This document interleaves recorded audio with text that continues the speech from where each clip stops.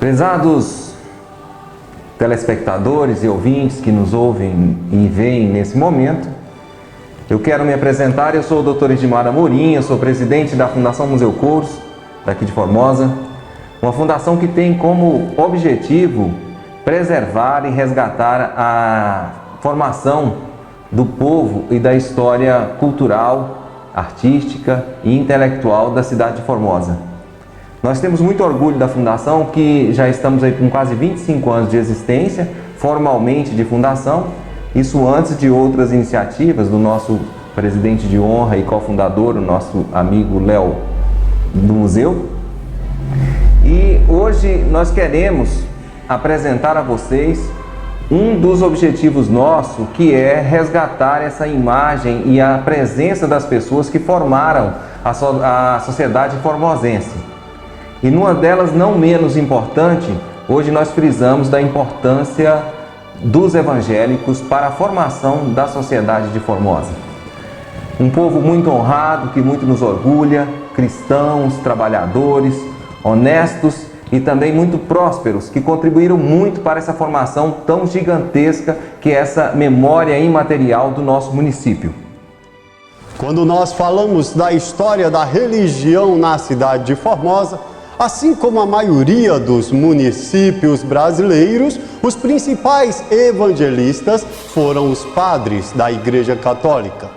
E aqui em 1744 nós tivemos a presença do padre Antônio Mendes Santiago, que inclusive participou da regularização do então Couros, que passou a ser Arraial de Couros. Entretanto, a onda do protestantismo tomando conta de todo o Brasil, começando pela região litorânea, ela chegou-se à região central do Brasil por volta de 1897, através do reverendo da Igreja Presbiteriana do Sul dos Estados Unidos, que morou e trabalhou no Triângulo Mineiro, o reverendo John Burley. A primeira comunidade evangelizada no centro do país foi a nossa vizinha cidade de Lusiânia. A igreja crescia especialmente na zona rural e mais de meio século depois, ainda havia bastante pessoas da primeira igreja presbiteriana independente naquela região. Foi então em 1913 que o reverendo Franklin Graham, missionário da Igreja Presbiteriana dos Estados Unidos, participou de uma viagem de Caetité, Bahia, até a fronteira do Brasil com a Bolívia. Levando apenas o necessário, ele viajou por 2 anos. O seu trabalho era pregar o Evangelho, vender Bíblias e observar os lugares apropriados para que a missão futuramente pudesse estabelecer as instituições educacionais e de saúde no interior do país. Nessa viagem, ele visitou Posse, Mambaí, Sítio da Abadia, Formosa e Planaltina. Assim sendo, não temos exatamente o dia e o mês, mas sabemos que foi em 1913 a passagem do primeiro protestante evangelizando aqui na cidade de Formosa. Em 1922, o reverendo Franklin Graham foi transferido para Planaltina e viajava periodicamente a cavalo entre Cristalina e Porto Nacional, cidades do então grande estado de Goiás, que distavam uma da outra 675 quilômetros. Nessa época, o reverendo Franklin Graham fez uma longa viagem pelo Brasil afora, levando uma tropa de 14 animais, uma barraca de lona, uma cama dobrável, comida, remédio, bíblias e, enfim, tudo o que ele precisava durante uma viagem pelo sertão. Franklin Graham, ele era casado com Jim Porter Graham, e durante essa grande viagem que ele fez, quando ele retornou, sua esposa havia dado luz às suas filhas gêmeas e as meninas já estavam com 3 meses de idade. Foi em 1935 que, então, o reverendo Franklin Graham comprou uma casa de residência para o pastor da igreja e residência para as professoras. E ali ele instituiu a Escola Evangélica de Formosa. Este é o mesmo local onde hoje, ali na esquina da Rua Visconde Porto Seguro com a Rua Hugo Lobo, está localizada a Igreja Presbiteriana do Brasil em Formosa. eu tive a felicidade de ser matriculado na Escola Evangélica Franklin Graham, isso em 1975, quando então nós tivemos acesso a essa questão de ser alfabetizado, de mudar um pouco do ciclo de amizades, que Formosa era muito setorizada, você tinha as pessoas que moravam em determinados bairros, crianças não tinham contato com outros, ora pela dificuldade de locomoção, ora pela própria situação econômica que praticamente nos dividia muito naquela época. Mas a partir das escolas, as escolas serviam para ser um ambiente de democratização do povo. E aí nós tivemos acesso a essas outras crianças e passamos a participar de algumas atividades mais sociais e educacionais que nós fomos crescendo e nos envolvendo, até mesmo para nos dar um pouco de exemplo e seguirmos algum tipo de carreira, de estudar, de ter amizades e fazer essa vida que nos compõe até hoje. Franklin Graham, ele que já tinha sido transferido para Planaltina, morou naquela cidade até o ano de 1948, data do seu falecimento. Das suas filhas, nós tivemos localizando a presença de uma delas aqui no estado da Bahia.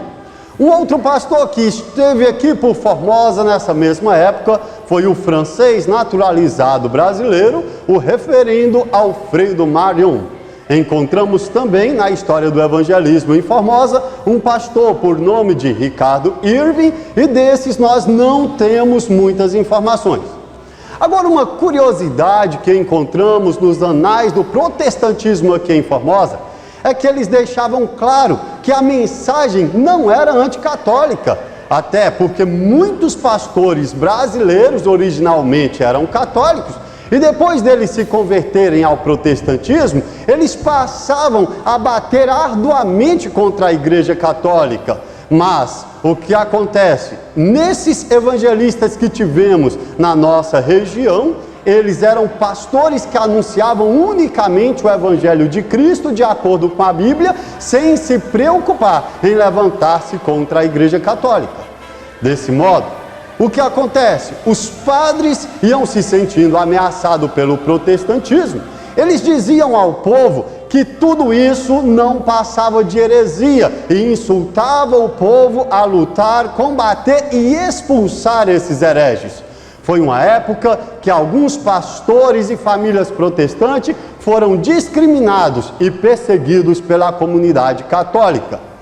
John Lawrence Miller, de quem iremos falar bastante, ele diz nunca ter sofrido perseguições aqui em Formosa.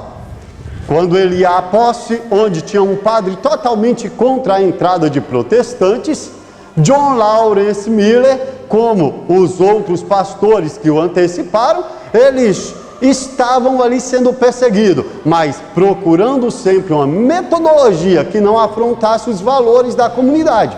Entretanto, muitas vezes, no meio daqueles filmes que eles faziam, que era o seguinte: colocava-se um projetor em qualquer parede branca, e enquanto estava sendo projetado o filme, começava a chegar jovens fazendo algazarra, gritaria e atrapalhando muito. Um desses jovens casou-se com uma irmã, ele acabou se convertendo durante esses momentos que ele ia exatamente para atrapalhar. Eu, aos 17 anos, eu havia assistido acampamento do nosso presbitério durante 5 anos. E era a melhor coisa do ano para mim. Cada ano pensava nisso. No último ano, quando eu tinha 17 anos, aceitei o convite de um dos pastores. Eram assim 20 pastores, 20 igrejas e mais de 100 jovens. Então, aceitei o convite de ser candidato ao ministério. Aí fui para a Universidade Trinity, que é da Igreja Presbiteriana, e estudei durante 4 anos lá. Eu sabia onde era o Brasil, assim, pelo mapa, mais ou menos visto, né? Não sei nem se sabia que a língua era portuguesa, né, e tal. Não sabia falar português? Ah, nada. Nossa. Até a favor. E então ele levou 3 dias falando sobre Brasil. Diz que é o país do futuro, que é até hoje, não é? Peguei o trem para Nova York, 1 hora de trem. E fui lá, eu já sabia o endereço. Cheguei lá no escritório da Junta de Missões Estrangeiras da Presbiteriana.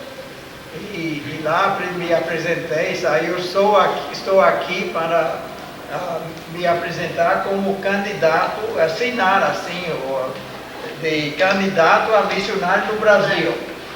Aí tinha que preencher muita coisa, né? No fim a pessoa disse, e se no Brasil não tem vaga, qual é o outro país? Eu falei, não tem outro, é o Brasil ou o Brasil. Quando cheguei em Princeton, as aulas começam lá no início de setembro. Aí eu tinha despedido da Jean e fui lá. Então, eu fui nas férias, porque era necessário. Aí depois, então, de 3 meses sem encontrar um outro, eu soube, ela ainda estava no ano final, onde nós estudamos, onde conhecemos, em San Antônio. E então eu guardei muitos quartos de dólar. Fui, né, e no dia que eu sabia que ela havia chegado lá no internato feminino lá, liguei para lá à noite e uma moça atendeu, perguntei se Jean está assim, vou chamar. Aí ela veio. Aí eu falei, você casa comigo? Por telefone. Por telefone, assim, 2.000 quilômetros distante e tal. E ela disse, sim, né? Então, mas aí então escrevi para ela, contei o negócio todo. E ela me escreveu, disse, não tem importância, eu pensei de ser missionário na China. Saímos de Nova York nos meados de julho de 49, em navio. Ficamos 10 dias sem ver terra. E sabíamos que no outro dia levantamos cedo, era beliche, né, no navio. E corremos lá para cima e estávamos chegando no rio. Dava para ver o Corcovado, né, Cristo lá, de braços abertos para receber todo mundo. E aquela vista, né, daquela cidade, era muito boa a impressão, né? Aí ficamos 2 dias lá, o navio parou lá 2 dias e depois, no fim do segundo dia, à noite foi a Santos. E logo cedo, aí nós saímos, né, e era o processo de identificação e documentos, né? E meus colegas Ricardo, Irwin e Floyd Brady estavam lá para nos receber. Então, fomos pela montanha e fomos para cima e conversamos assim. Tinha coisa que eu pensei, mas não sei se vale.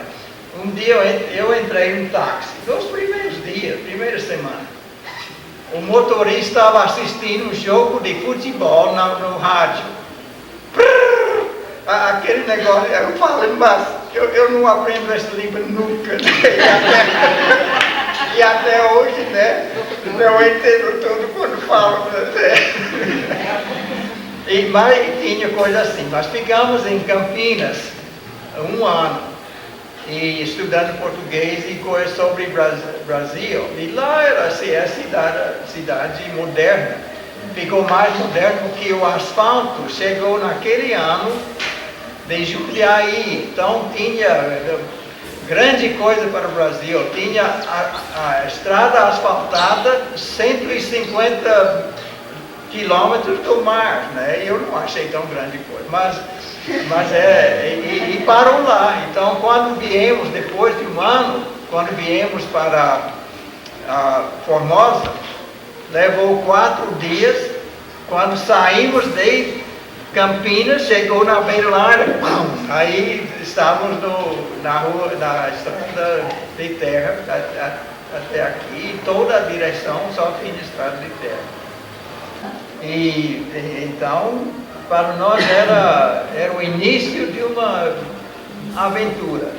Em Formosa, tudo era diferente do que em Campinas. E até no Texas era diferente. Mas,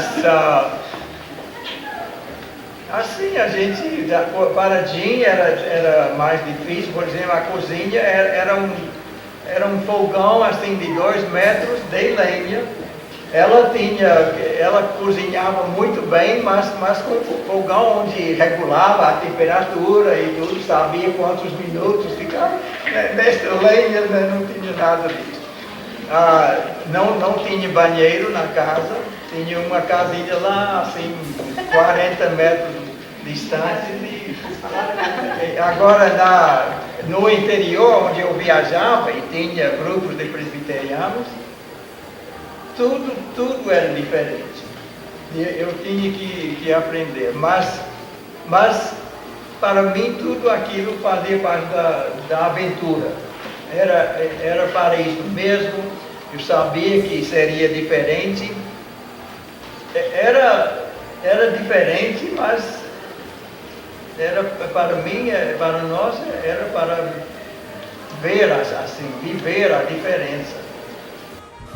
Durante a década de 1950, assim que a diocese aqui foi assumida pelos padres holandeses, nós tivemos então a perseguição em Formosa que nunca tínhamos tido antes. Os padres holandeses deixaram claro, transmitindo o aviso: qualquer família católica que tenha seus filhos na igreja evangélica, ela será excomungada. Mas esse foi um momento em que nós tínhamos a presença massiva de John Lawrence Miller. Sem dúvidas, John Miller foi o mais influente pastor evangélico ou protestante aqui da região de Formosa. E realmente ele trouxe e encabeçou o protestantismo em Formosa. Ele sim decidiu abdicar de todo o conforto que tinha nos Estados Unidos para trazer essa nova visão para a nossa região. De acordo com John Miller, a adaptação não foi fácil. Formosa tinha ruas estreitas, sem nenhuma forma de calçamento, predominando o chão vermelho e as nuvens de poeira que inundava todo o espaço. O que dizer quando a empregada, em vez de entregar uma água quente para esquentar o leite do Zezinho, ela foi pegar o leite e jogar naquela panela toda suja. Mas mesmo assim nós demos ao nosso filho. Outra adaptação difícil foi comprar carne. A carne em Formosa não era vendida carne fresca, era só carne seca.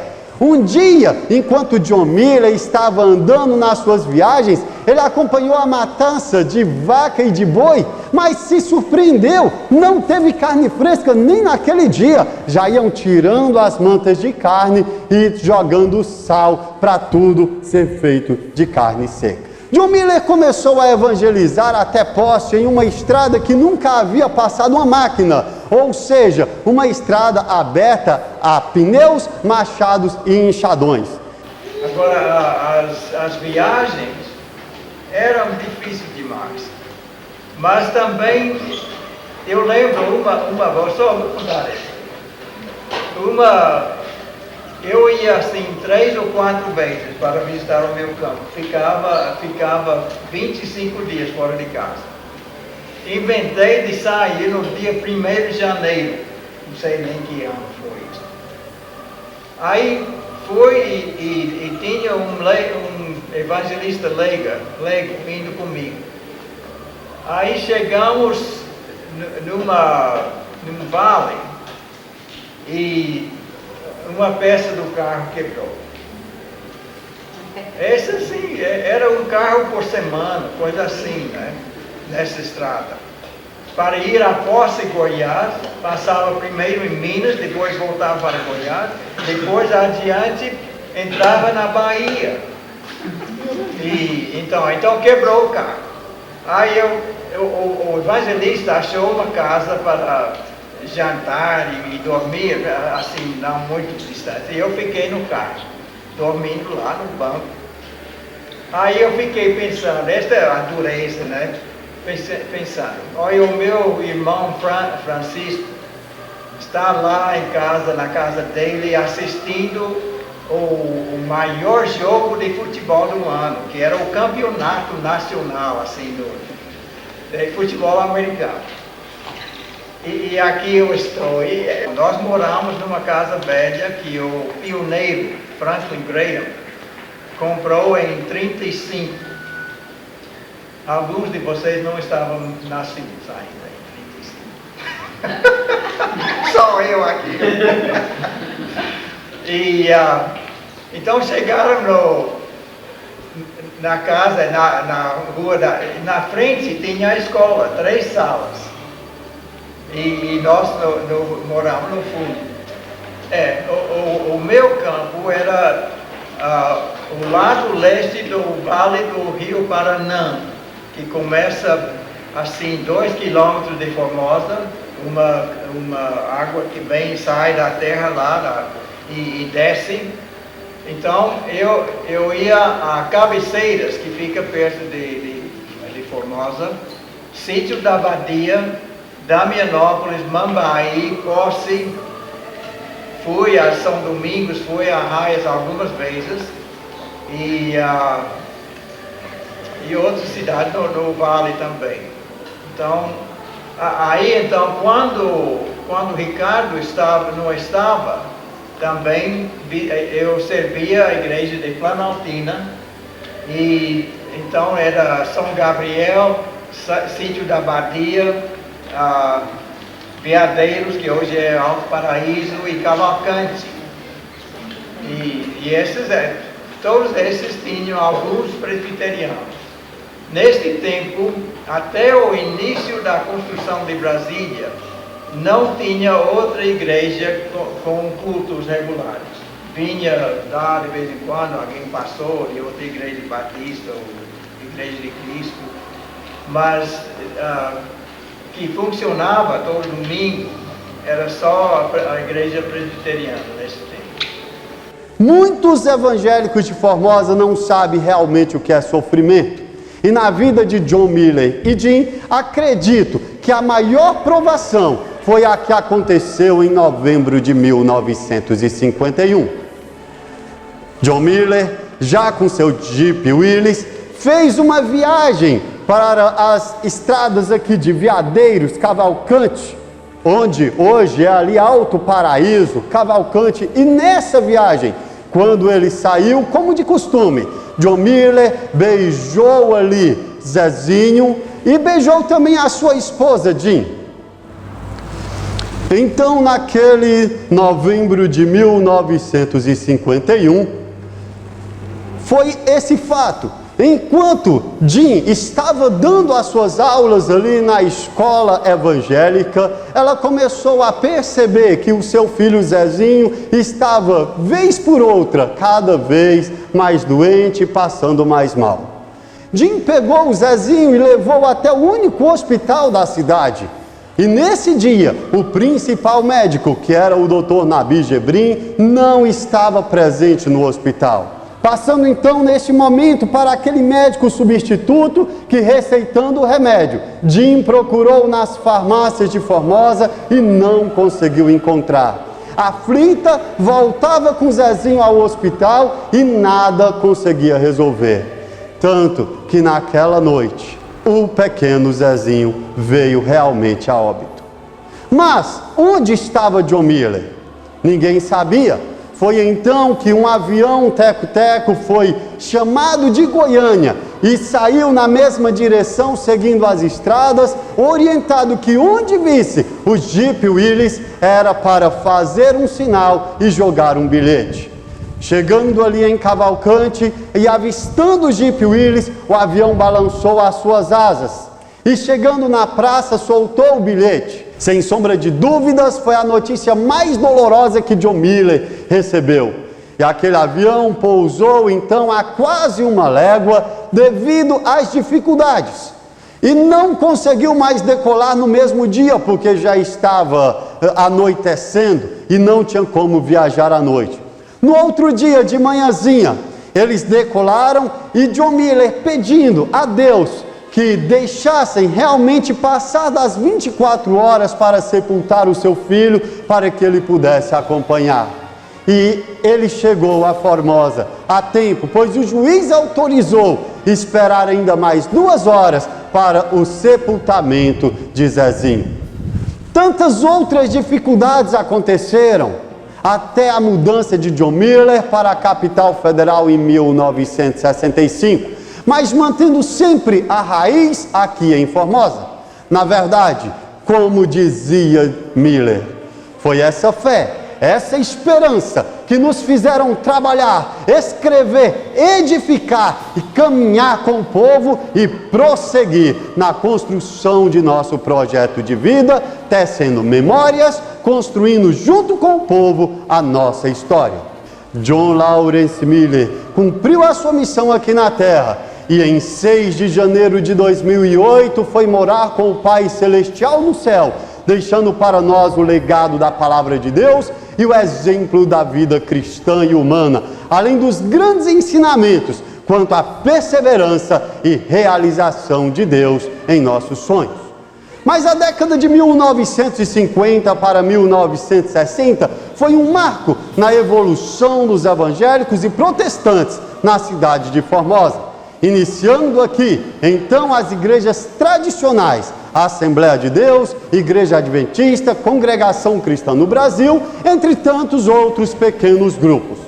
A Igreja Evangélica Assembleia de Deus, Ministério Formosa, Goiás, foi fundada em 4 de abril de 1955, vindo a assumir personalidade jurídica em 31 de outubro de 1965. Os membros fundadores da Igreja Assembleia de Deus, constante na ata da sua primeira reunião, foram a irmã Bibiana Estácio de Oliveira, Benedito Pinto de Oliveira, Maria Ferreira Barbosa, Emília Maria Souza, Ana Rodrigues Espíndola, Angelina Mendes da Costa, Maria Rita Sardinha da Costa, Pedro Inácio Ferreira, Iraíde Sardinha Ferreira e hoje, a única que continua viva, irmã Odília Brandão. Muitas foram as dificuldades que passaram também os irmãos da Assembleia de Deus. A presença dos evangélicos aqui em Formosa, por mais que a Igreja Católica sempre foi muito dominante, pela própria situação financeira que a Igreja Católica impôs no município, com a chegada dos freis, das freiras, da Diocese de Formosa a partir da década de 50, mas eu me lembro que modestamente o evangelismo, os evangélicos, eles foram chegando na nossa comunidade de uma maneira muito sutil, como de fato é a presença talvez de Jesus também quando ele visitava outras terras. Aqui em Formosa mesmo nós víamos algumas igrejas, como a Igreja Adventista do Sétimo Dia, que tinha aqueles crentes da Adventista que não trabalhavam sábados, que não tomavam café, que não gostavam muito de TV e vestiam-se praticamente ao caráter, pessoas muito sérias, como é a característica do pessoal da Adventista. E nós tínhamos os outros evangélicos, que eram os evangélicos da Assembleia de Deus. A Assembleia de Deus, eu me lembro, antes mesmo de inaugurar a rodoviária onde ela é atualmente, lá tinha uma casinha bem pequenininha, acredito que aquilo não cabia nem 30 membros, mas diariamente tinha uma corneta que fazia as alvoradas. E conta a minha mãe, como nós morávamos muito próximo, ali nós morávamos na rua Olímpio Jacinto, minha mãe disse que quando eu nasci mesmo, eles estavam tocando uma música linda na corneta a partir das 6 horas e ficou marcante. Então essa presença desse assim, eu diria, um divulgar evangélico, de paz, de amor, de partilha, de fé, essa coisa ela foi assim transmitida desde a época que transmitiam com aquela corneta pequena. Eles já faziam aqueles cultos e falavam palavras maravilhosas para as pessoas que o ouviam, né? Isso aí, Sam, é uma coisa que marca muito a gente. E eu falo para você com toda a grandeza dessa importância, também a mesma importância que dá, por exemplo, a Dona Ieda da escola evangélica, que eu tive o privilégio de ser alfabetizado por ela e ficar 3 anos na escola, do 1º ao 3º ano, estudando na escola evangélica, e aí a gente via a importância que é evangelizar e educar, ou vice-versa, né? Porque você acaba formando uma junção de 2 coisas importantíssimas para o desenvolvimento do ser humano com relação a gente. Porque uma vez cristão, uma vez educado, certamente você será um bom cidadão, você será um bom pai, você será tudo de bom, né? Um bom marido, um bom noivo e um bom trabalhador. E essa importância aí, eu falo com conhecimento de muitos amigos que tem, que são evangélicos, um das antigas, outros mais modernos, que essa importância, ela acaba gerando uma sociedade um pouco melhor, e a gente agradece muito, como formosense que sou, essa participação dessas pessoas que se dispõem a ser esses missionários, que dispõem a ajudar as comunidades menos favorecidas, que se dispõem a ajudar o próximo, tudo em prol da fé e do Evangelho. Isso é uma coisa magnífica. Foi também por volta de 1955 que começou a ter a reunião da Congregação Cristã no Brasil, aqui em Formosa, com a vinda do irmão Dativo e sua esposa, a irmã Antônia, para cá. Começaram então um grande evangelismo ali na rua Padre Tomé, onde era próximo à casa do irmão Alcides. Irmão Dativo foi então o primeiro presbítero da Igreja Congregação Cristã no Brasil, aqui em Formosa, passando depois esse cargo para o irmão Alcides Pacheco, que este depois passou para o seu genro, irmão Firmino, que até hoje está no mesmo cargo. Mesmo hoje, a Igreja Congregação Cristã no Brasil tendo se expandido muito aqui na cidade de Formosa. Se eu for falar uma coisa aqui que ferir a igreja, então se for para ser condenado, então você tem que saber que você tem que dar baixa nisso aí. Na verdade, eu sou seu pai, conheço as histórias da igreja. Inclusive, por notícia, aqui, né? Se alguém souber direitinho, aqui é chamado Mata da Bica, onde você me chamou. Aqui, por notícia de quem já morreu, foi aonde foi o primeiro batismo da igreja aqui. Aí eu cheguei aqui e ainda tinha aquela primeira igreja, que antes eu lembro do irmão Alcide, que cuidava da igreja, mas por informação, a obra de Deus aqui, quem atendeu os primeiros cultos foi o Dativo, mas isso eu conheço só por história. E, na verdade, quando eu mudei para cá, quem já atendia mesmo era o irmão Firmino. Aí comecei junto deles, com interesse de zelar aquilo da minha conversão. Aí passei a ajudar a trabalhar, a fins da obra de Deus, no progresso da igreja. Passou os anos, teve o acréscimo daquela pequena igreja.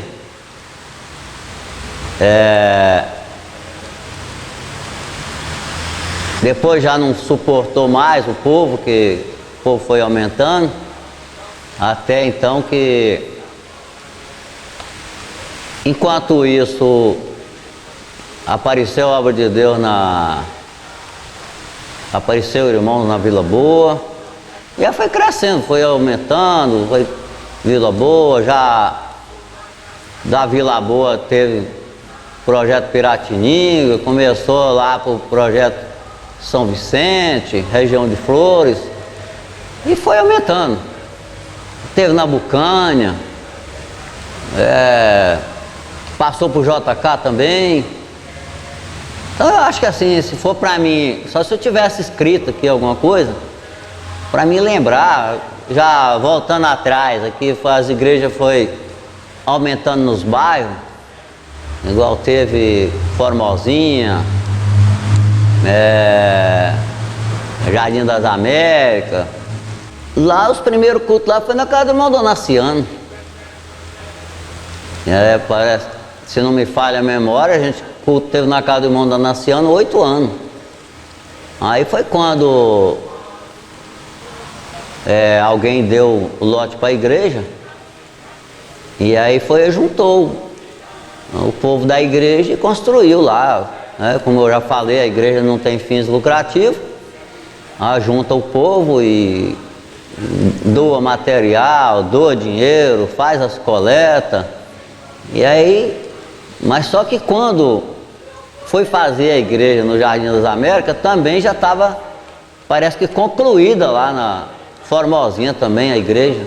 Lá no Parque da Colina, quando surgiu a X lá no Parque da Colina, eu mesmo levei várias mudanças para lá de irmãos, que sempre que aparece um bairro, aqueles irmãos que não tem casa, às vezes conseguem ganhar casa, e eu levei várias mudanças para lá.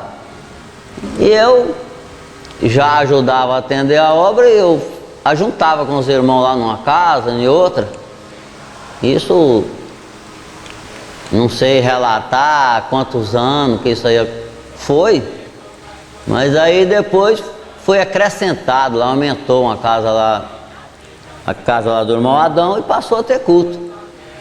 Então hoje também já melhorou, já passou os anos, aquela sala também não coube mais o povo, hoje já tem a igreja lá perto, eu não sei falar o endereço. Hoje também já tem, além da Formosinha, Jardim das Américas, Parque da Colina, isso já, a central já existe, né? E tem hoje também no setor Califórnia. Então, a obra de Deus é maravilhosa e para quem puder conhecer o que é as coisas de Deus, para mim é um ótimo caminho. Então eu tinha todo o prazer de pôr meu carro na estrada, tanto fazia estrada boa, estrada ruim, a gente caçava jeito de chegar lá. Então ainda existe lá esse lugar lá, porém que lá no Projeto Vigilante já tem a igreja. E aí continua aquela reuniãozinha que eu fazia lá uma vez no mês, continua lá na casa do irmão Oswaldo, sempre à noite. Assim sendo, essas igrejas foram crescendo e multiplicando em Formosa, já sendo hoje em uma quantidade praticamente incontável, podendo-se dizer que entre evangélicos e protestantes, em comparação aos católicos, já estamos em torno de 60% de evangélicos e protestantes para 30% de católicos e 10% de outras religiões. Então essa é a história das igrejas evangélicas de Formosa. Muito mais temos a contar, mas que em outro tempo nós estaremos dando continuidade a este material.